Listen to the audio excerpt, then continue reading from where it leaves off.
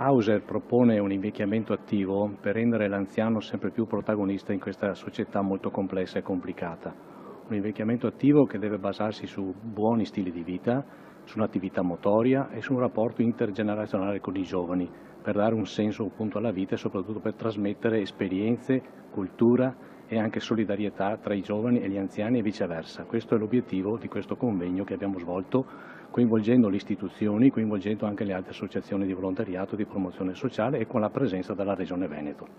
Ecco, sono importanti anche certe strutture particolari appunto che possono accogliere l'anziano e fargli vivere dei momenti di socializzazione. Ce ne sono qua a Padova e dove sono? Sì, ci sono i circoli house, per esempio, che fanno attività culturale, che fanno università popolare e sono presenti in quasi tutti i comuni con una sede provinciale proprio qui a Padova, nella città di Padova, in via Siracusa. Quindi un anziano, diciamo, può rivolgersi in via Siracusa e insomma chiedere tutte le spiegazioni. Sì, senz'altro può trovare informazioni e soprattutto essere anche un soggetto protagonista all'interno appunto dell'associazione Hauser.